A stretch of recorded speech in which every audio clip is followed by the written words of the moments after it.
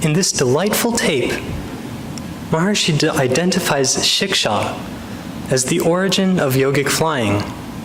Since first hearing this talk in 2005, Dr. Freund, working with an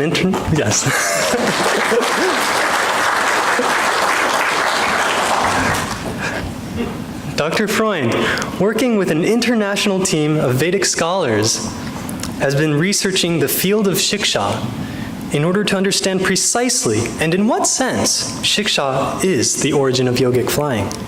Over the past few years, we have held a number of full moon celebrations exploring different Shiksha texts, which were uncovered while following this research mandate to understand Shiksha as the origin of yogic flying.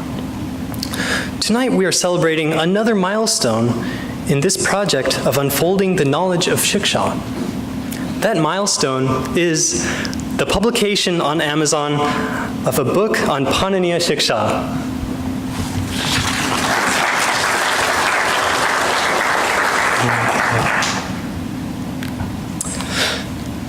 Dr. Freund's research on Paniniya Shiksha includes a description of the origin of Paniniya Shiksha and Panini's cognition of the dance of Shiva, a translation of the 60 verses of Paniniya Shiksha, a detailed investigation of Rajaram's discovery of Paniniya Shiksha on human physiology, a review of the 144 textbooks of the field of Shiksha, and there is a discussion of how the field of Shiksha as a whole is the origin of yogic flying and the fundamental importance of the development of siddhis in Vedic education.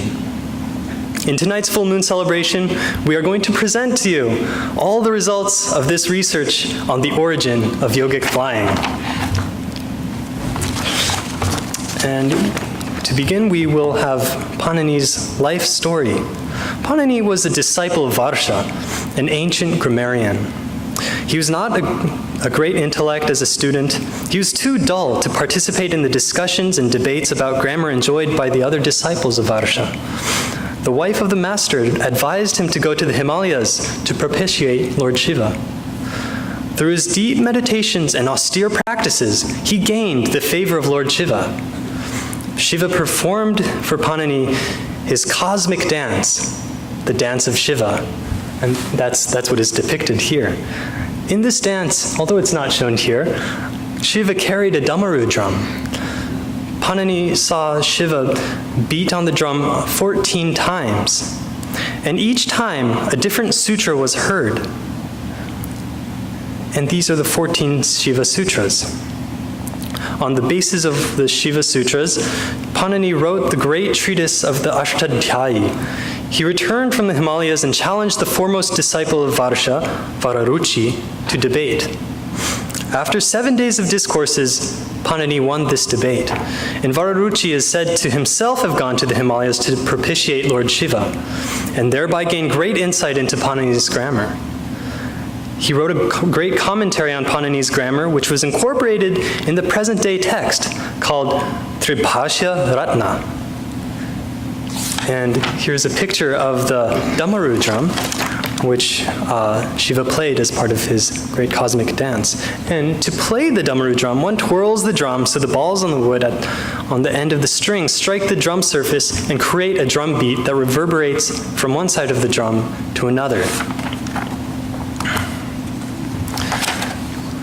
Panini's contributions to the field of phonology are fivefold.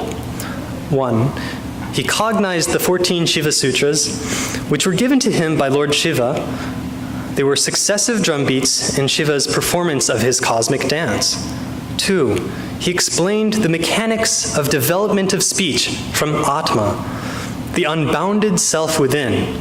He was the first phonologist to make this observation that all expression in speech emerges from Atma, from the self.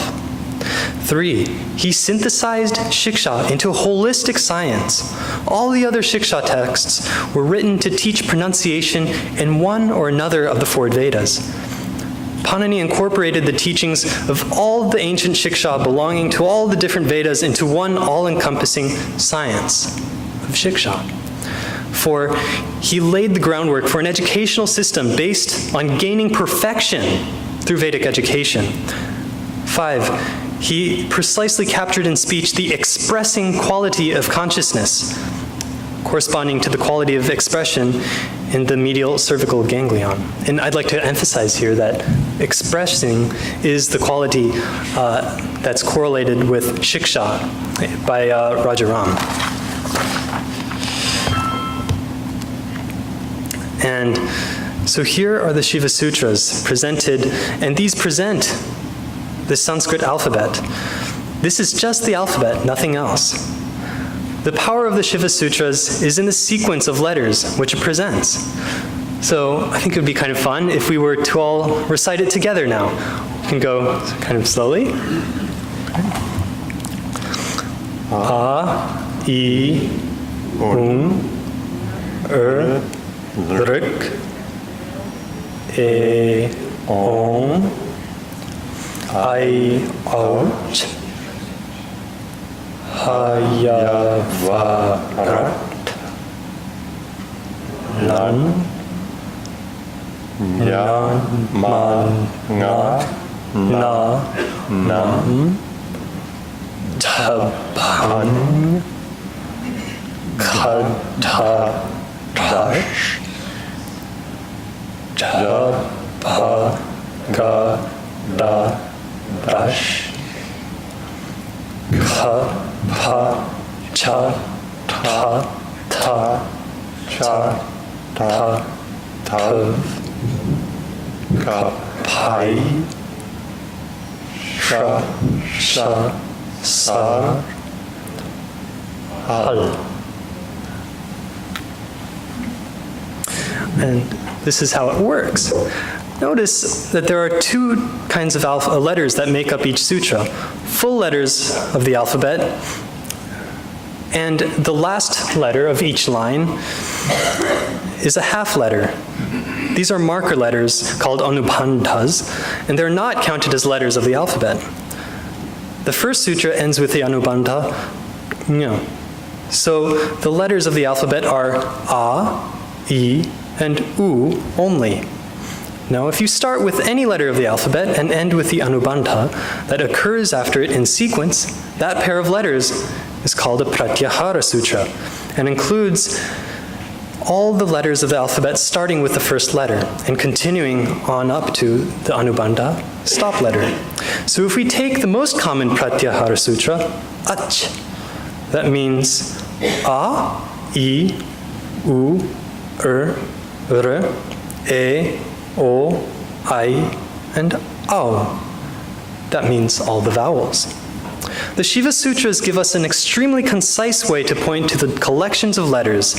This sequence of letters is so precise and perfect that even today scholars say that this cognition of the Shiva Sutras alone, all of Panini's grammar and phonology could be derived. The Shiva Sutras are the concise exposition onto the entire science of speech. Now entering into Dr. Tony Nader's discovery of human physiology as the expression of Veda and Vedic literature, the holistic total knowledge of human physiology can be located in the 10 mandalas of Rig Veda at the very top. Now, if we look in a bit more detail, in broad strokes, the whole physiology can be divided into 3 fundamental systems. There are the sensory systems. These correspond to the knowledge of Samaveda. There are processing systems. These correspond to the knowledge of Yajurveda. And there are motor systems. These correspond to the knowledge of Atharva Veda. And I'd like to emphasize that these 3 categories, you just go straight down the columns on the left, middle, and on the right of this chart. Now, according to Dr. Tony Nader, the 6 limbs of the Veda, the Vedangas, correspond to the autonomic nervous system. The autonomic nervous system is the heart of the nervous system, which is hidden from our ordinary conscious process. the autonomic nervous system is charged with the responsibility of maintaining balance in the internal milieu in order to protect continuity of awareness and maintain life in all circumstances. Shiksha corresponds to the autonomic ganglia, and these have a specific role to play in the overall theme of maintenance of homeostasis, carried out jointly by all these organs representing all the Vedangas. Now there are 36 pairs of autonomic ganglia, and these Dr. Nader correlates with the 36 main textbooks of Shiksha. Here we see graphically depicted on the right side of the diagram the target organs which are controlled or impacted by their respective autonomic ganglia. The function of each ganglion is to articulate and express a specific effect in its target organ. They express an effect. They are not responsible for evaluating the effect or of their expression, nor of determining the need or context for their action, only when they are called upon to bring about a change in the internal milieu. Then they send impulses to their target organ and bring about the desired effect. Different ganglia control different internal organs of the body, and different ganglia correspond to different texts in Shiksha.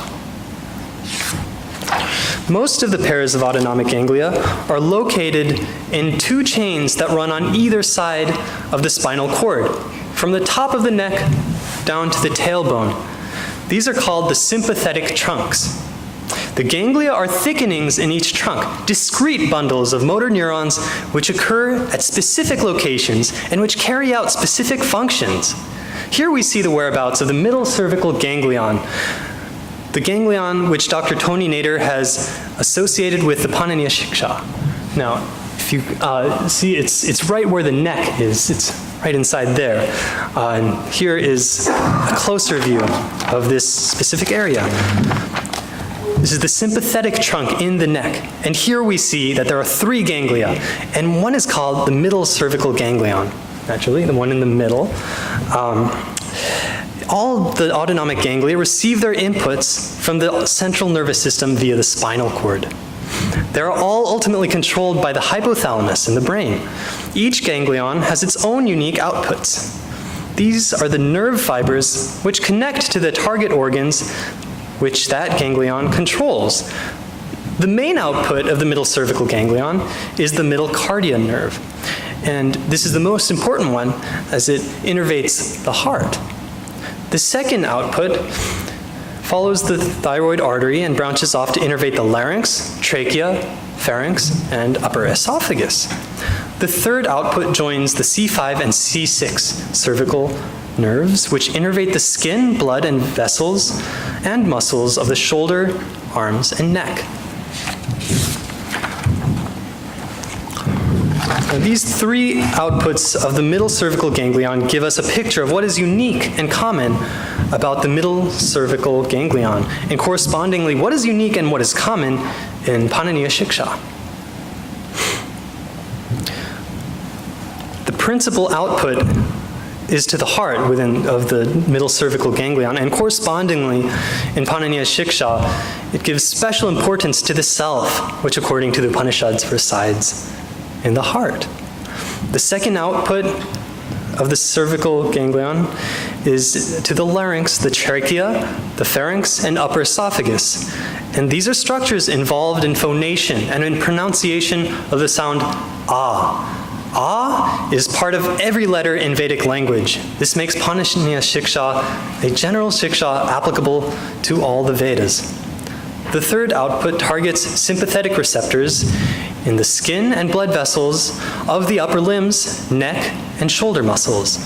The ganglion joins with other ganglia to provide a system-wide autonomic response. And in Paniniya Shiksha is just one text among many. There are 36 principal texts and a total of 72 Shiksha texts and another additional 72 Upa-Shiksha texts, making a total of 144 Shiksha texts in this branch of Vedic literature.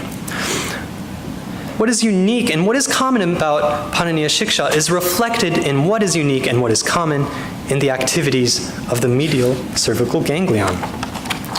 The different verses of the Paniniya Shiksha tell the story of that particular ganglion in the overall context of the autonomic nervous system.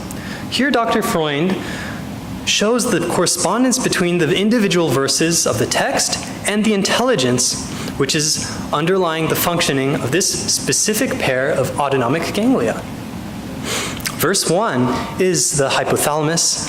Verse 2 is the spinal cord. Verse 3 is the main nerve supplying the heart. It has 64 letters and sees inside Samskrita and outside Prakrita. Verse 4 is the branch that controls the larynx, pharynx, and esophagus. Verse 5 is the branch that joins the 5th and 6th spinal nerves. Verse 6 and the first half of verse 7, having 3 lines, tells the story of the overall function of the autonomic ganglia in the context of the overall functioning of the nervous system. The second half of verse 7 and verse 8 elaborate on swara as the total potential of natural law, Veda, made functional and expressed as speech. Verse 9 connects the physical mechanics with the production of speech.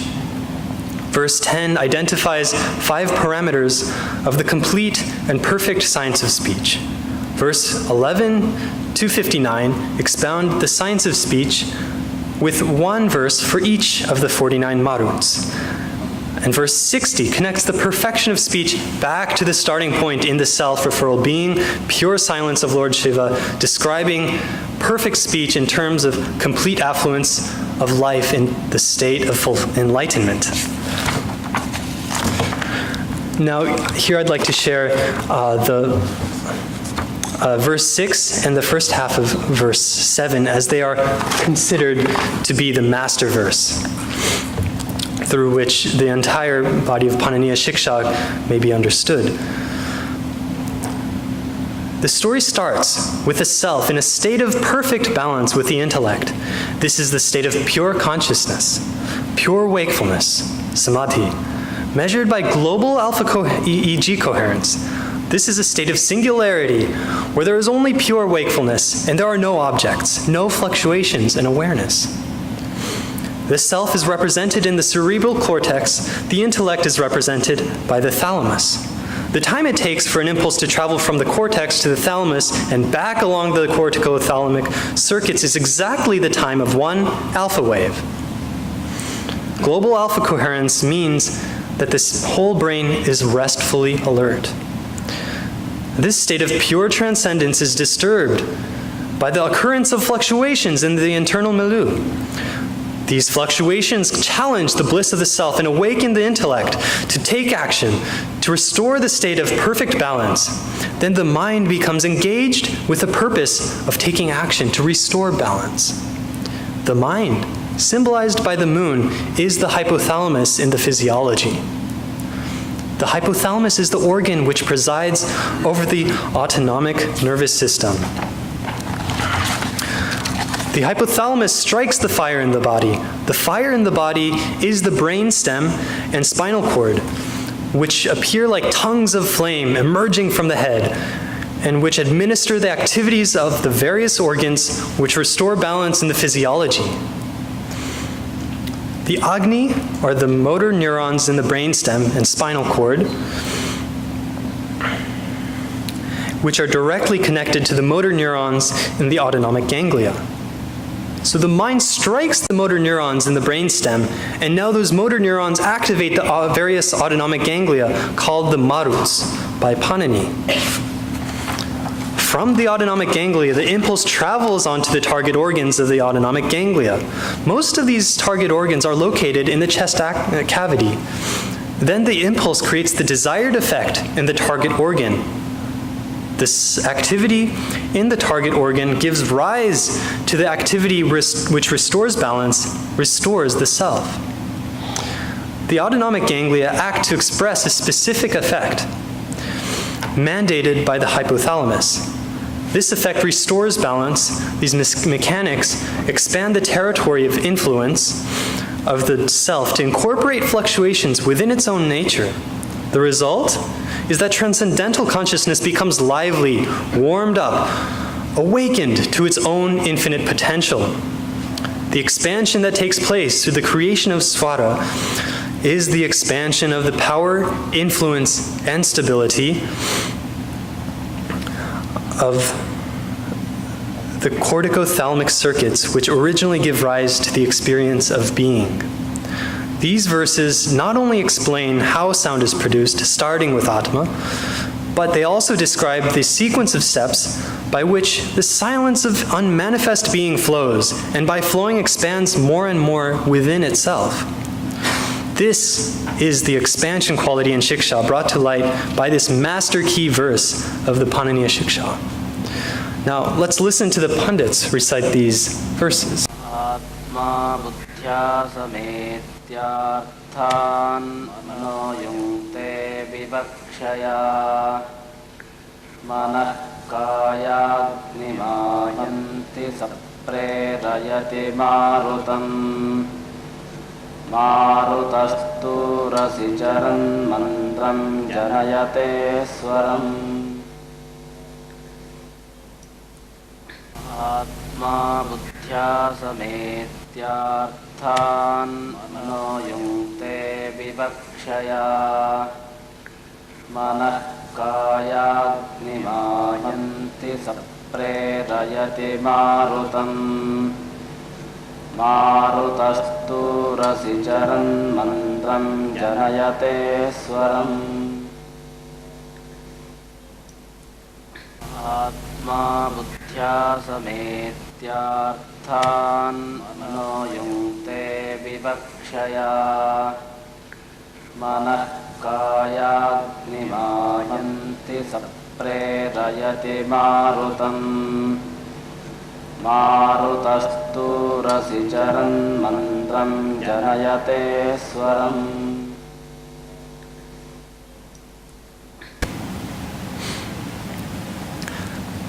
Now, in the Paniniya Shiksha, there is a story in which there is a sage who wishes to do a yajna so that his son, who is to fight Indra, may prevail and be victorious. But in doing this yajna, he mispronounces one syllable, just one syllable, which changes the meaning from he who will be victorious over Indra becomes he who will be conquered by Indra. And this is what happens. So this gives us an idea of how delicate this speech is and why Shiksha, the science of phonology, is so important. Panini is only one seer, and there are many seers of Shiksha. There are 36 Shiksha writers, and there are a total of 72 texts called Shiksha, and there are an additional 72 Upashiksha texts, bringing us a total of 144 texts in this branch of Vedic literature. Now, as you can see, the seers are divided into 5 categories corresponding to the different branches of the Ved they belong to. Dr. Tony Nader has connected each group or branch of Shiksha with one of the 5 basic elements of creation according to Maharshi Vedic science. The Rig Ved Shiksha expresses this space element, and they are correlated with those autonomic ganglia which govern the expression of the space element in the body, and these are located in the head and neck area. The Shukla Yajurved Shiksha express the air element, and they are correlated with the ganglia which govern the expression of the air element associated with breathing and distributing oxygen throughout the body. Now, the Krishna Yajurved Shiksha expresses the fire element, and Samaved Shiksha expresses the water element, and the Atharva Ved Shiksha expresses the earth element. All of the different Shiksha put together express all of the 5 elements. These 5 elements comprise all of the organ systems that make up the human body.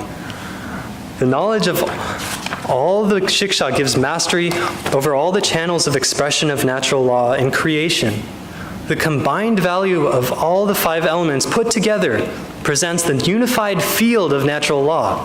And functioning from that level, from where all the laws of nature are fully unified, gives the ability to command gravity, the top administrator of natural law in the universe. It is this division of Shiksha into the 5 distinct areas which enables Shiksha to unfold all the different channels of natural law and to unfold the unified field of all the laws of nature, where all these 5 separate channels are fully unified. Now, Dr. John Hagelin has shown how the 5 elements in Maharishi Vedic science correspond to the 5 spin types in quantum field theory. This suggests that the division of Shiksha into different categories corresponding to the 5 elements is the key to unfolding the full power of unified field-based technologies of consciousness. Yogic Flying, and indeed all the siddhis, have their basis in this innate ability of the human nervous system to express impulses of natural law in these 5 discrete channels, and to express the unified field of total natural law in the unified function of all these disparate channels. The autonomic nervous system and the autonomic ganglia in particular, with their division into 5 categories, express all 5 of the basic elements in creation and give a picture of how the performance of yogic flying is completely natural.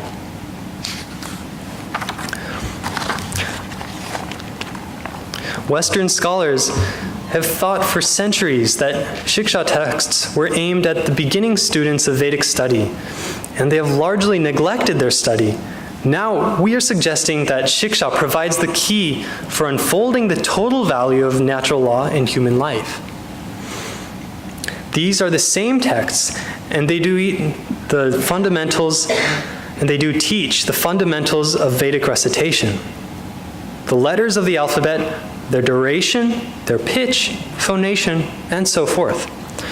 And the mixing of sounds at word boundaries, everything the student needs to know in order to recite.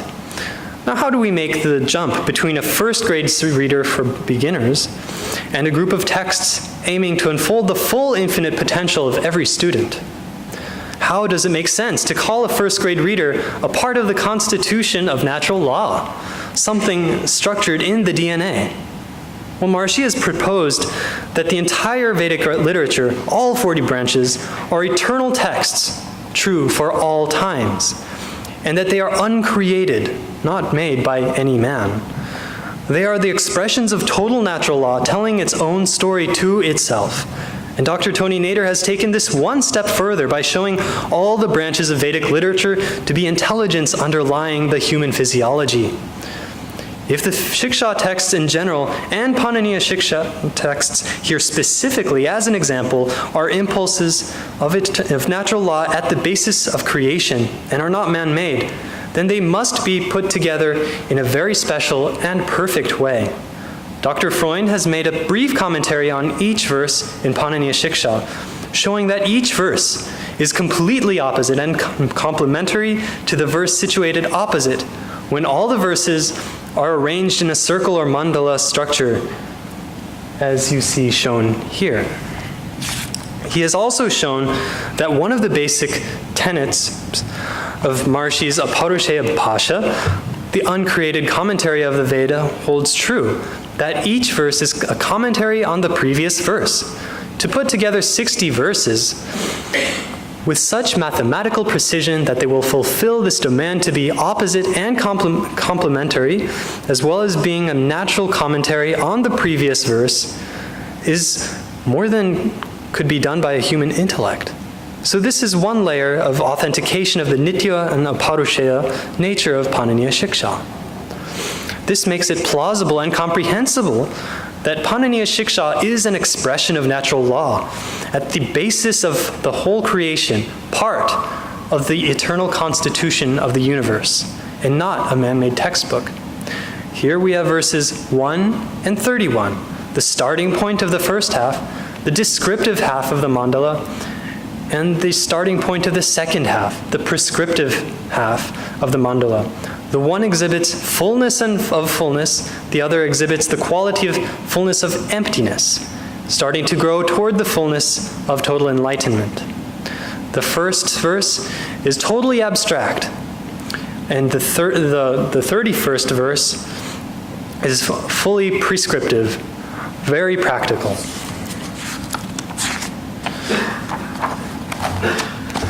Here we have verses 30 and 60.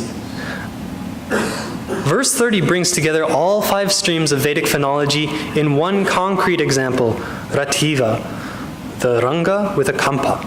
This is the culmination of the theme of description in these first 30 verses, the first half of the mandala of Paniniya Shiksha. Verse 60 summarizes the theme of prescription. Consciousness must be made fully developed for correct pronunciation, and then every expression of speech will be projected from unbounded awareness. Then every expression of the Ved will bear its desired fruit, and the individual will live in affluence and fulfillment. Verse 30 has collapsed all the diverse aspects of Vedic phonology into a single example. Verse 60, on the other hand, has expanded the mandate to correct pronunciation to its infinite value, requiring the speaker to have unbounded consciousness. The collapse to a point and the expansion to infinity are opposite and complementary. Together, they present the complete picture of Vedic phonology for theory and practice.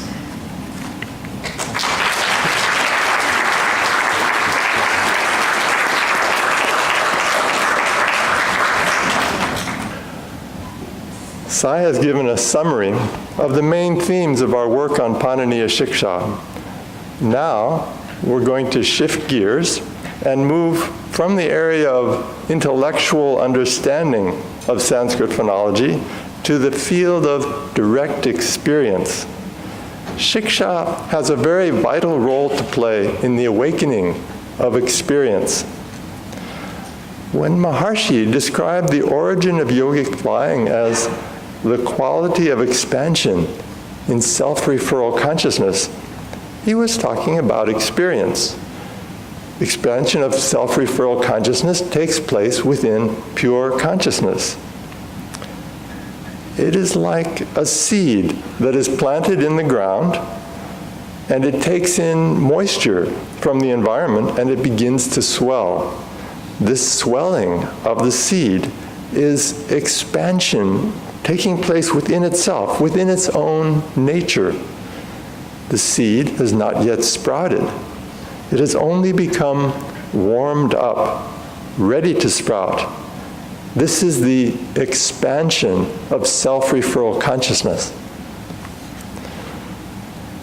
Maharshi tells us that consciousness is a lively field of all possibilities, and he's talked of our daily program in the domes as research on consciousness as a field of all possibilities.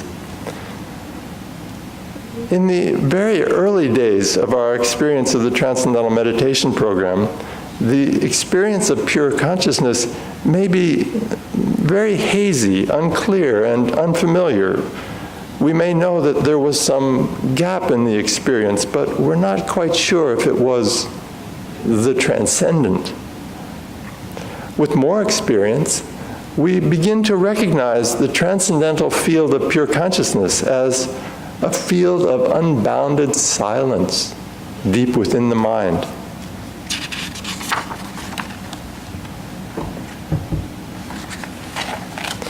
This pure silence of consciousness, when thoughts have completely settled down and there is no mental activity, is called samadhi, or transcendental consciousness. This is the goal of yoga. It is a state of pure wakefulness. We know we're not sleeping, but there is no object, no reference, nothing happening, pure restful alertness. This pure silence, samadhi, is like a seed, a frozen seed. With more and more experience of pure consciousness, we become more and more familiar with that field of pure consciousness.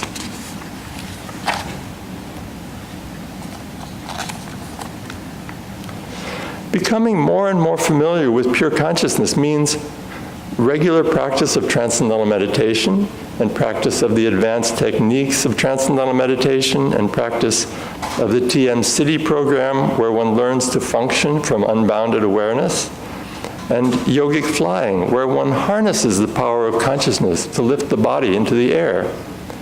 With all these practices, over a period of weeks, months, and years, all the stresses in the physiology get released, and that experience of samadhi, transcendental consciousness, is enlivened more and more. And as samadhi is enlivened more and more, it begins to swell within itself. All the different qualities that are present in the universe are there present in the unmanifest pure consciousness, as Maharishi said in the tape this evening. But in the early days of practice, we don't experience this yet. As consciousness becomes more and more awakened, more familiar, consciousness gets warmed up. It becomes aware of its own all possibilities structure within itself. Intelligence, becoming aware of its own existence, its own point value, becomes intelligent and starts to play the role of creative intelligence. This is the quality of expansion. Intelligence becomes creative intelligence. It becomes vibrant, warmed up. The first step in the warming up of consciousness to its own all possibilities structure is the creation of swara. This is what Maharishi calls the experience of ah. We learn ah in kindergarten or first grade, but if we could be taught to experience ah, to actually be ah, then in that budding experience of expansion into the field of speech, we would become masters of total natural law, masters of the universe. Here is one of the experiences from the Invincible America Assembly published in the Book of Experiences, which describes the direct experience of ah, the experience of becoming ah. The silence grew stronger and stronger. I could hear it. It was the sound ah. When I heard ah, I became it, and no individuality remained. This sound seemed to be very ancient and eternal. The Invincible America pioneer here said, "This experience gave me a profound glimpse into the reality that I am the universe, I am totality."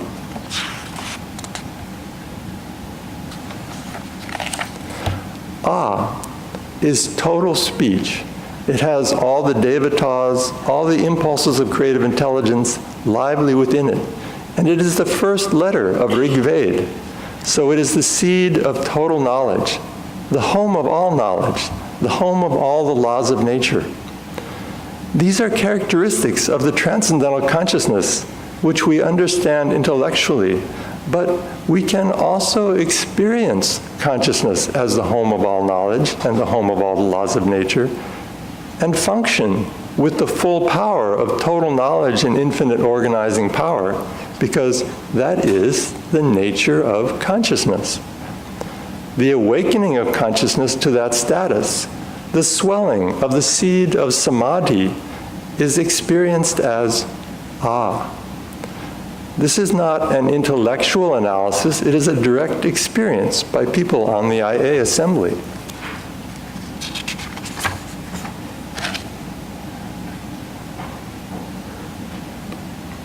Pure consciousness getting warmed up, being experienced as ah, is a process of expansion of consciousness.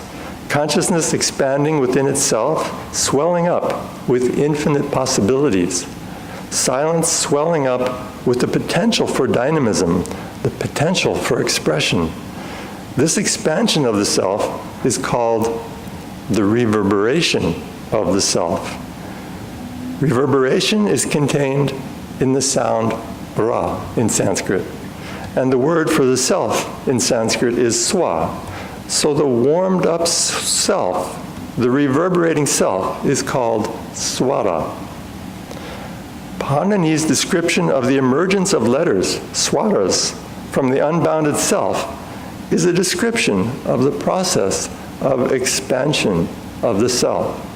The silent self begins to reverberate, begins to be dynamic.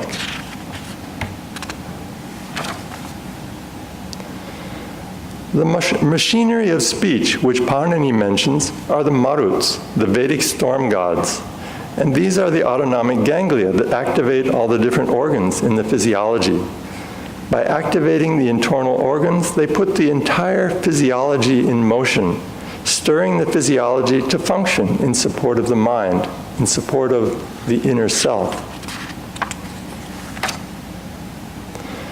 Dr. Tony Nader has classified the autonomic ganglia according to the function of the organs that they govern. They are divided according to the 5 elements.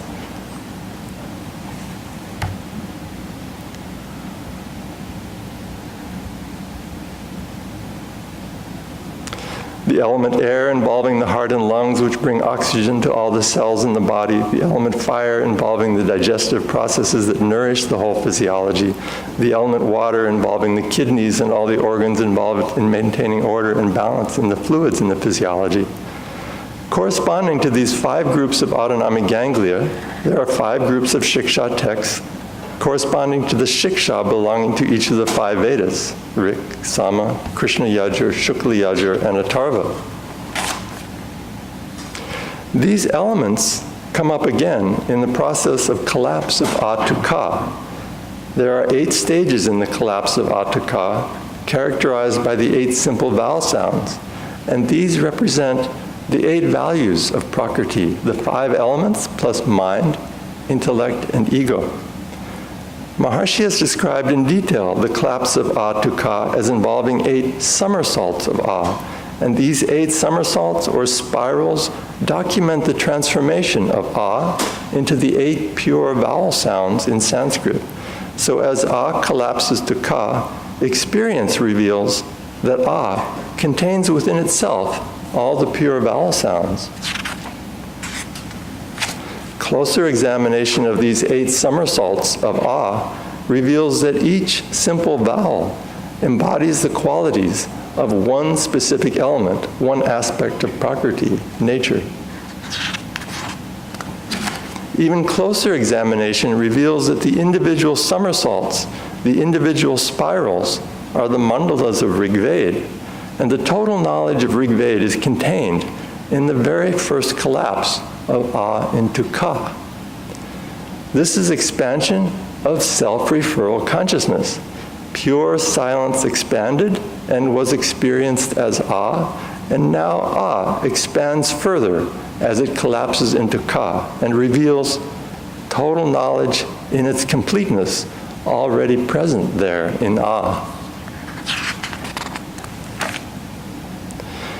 Maharshi often quotes this line from the Tulsidas Ramayana, describing how Ram gained total knowledge in a short time. This is the program of Vedic education. In Vedic education, one doesn't learn concept after concept and fact after fact. One realizes total knowledge within one's own self. And this is accomplished in a very short time. We only really need to learn one letter. But we need to learn it very, very thoroughly and own it completely in all its detail. A is total knowledge. The experience of A is the source and goal of Vedic education. The different Shiksha texts awaken self-referral consciousness in terms of the different elements, the different values of Prakriti. In this way, consciousness is awakened to all the values of matter that are already contained within itself, within its own nature. The inclusion of each element of the physiology within the scope of the self-referral consciousness means that the self is expanding into the territory of each element within the physiology. That means each element is self. When each element is self, then spontaneously any desire springing from the self will be completely and instantly fulfilled because there is no resistance within the wholeness of the self. This is the origin of yogic flying. The 5 elements in the body are the different fibers of the expanded, pure self-referral consciousness. And the formula of yogic flying instructs those channels of the physiology how to behave in order to be in conformance with the desires of the mind. Then, by mere intention to fly, the body lifts up off the ground. what are being used in order to make yogic flying possible is this specific channel of mind-body coordination. The channel of mind-body coordination which Panini describes in the formation of swara. The channel of mind-body coordination is this axis connecting the cerebral cortex, the thalamus, the hypothalamus, the spinal cord, and the command centers along the spine, the autonomic ganglia, which control all the 5 elements in the physiology. They are all connected together in one grand self-referral, one unified field of pure wakefulness. This is the channel for the creation of speech, and this is the channel of mind-body coordination where yogic flying becomes possible. This channel of mind-body coordination is a component of self-referral consciousness.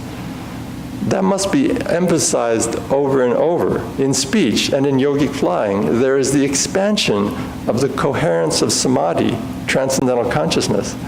In the absence of the experience of unbounded awareness, then these autonomic ganglia function out of sight, maintaining balance in the internal milieu, but without any interaction or participation in conscious processes. In conclusion, we see from the level of physiology, from the level of phonology, and from the level of experience what it really means to be a human being. Every child is born with the sound ah. Ah.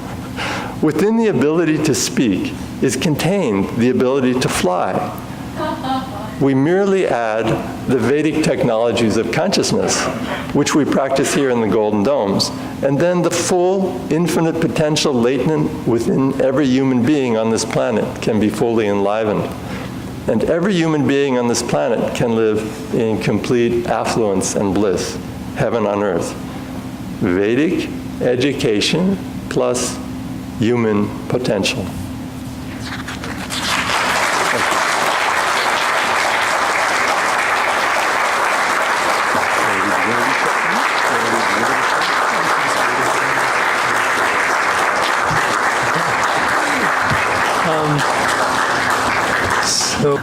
So first, at the first level of the unity chart, this is the surface level of understanding of what Shiksha is.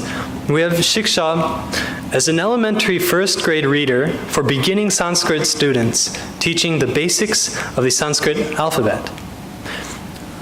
A little deeper understanding of Shiksha is Shiksha as the eternal knowledge of the expressing quality inherent within the Samhita value of Rishi, Devata, and Chandas, teaching the structuring dynamics of the eternal flow of the Ved.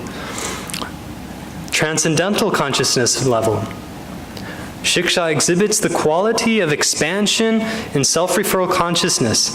It provides the detailed knowledge of how unmanifest pure intelligence expands within itself to become creative intelligence. Impulses within the transcendental field. The letter A is the expanded, warmed-up value of pure transcendental consciousness, and all the letters of the alphabet together represent the dynamism inherent in transcendental being. Now the wholeness, moving within itself. All the Vedas and Vedic literature, expressed according to the rules of Shiksha, represent the dynamism of silence moving within itself, ever flowing between fullness of fullness and fullness of emptiness. Thank you very much. You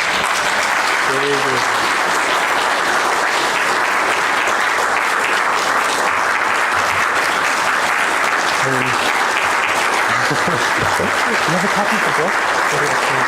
Just describe it.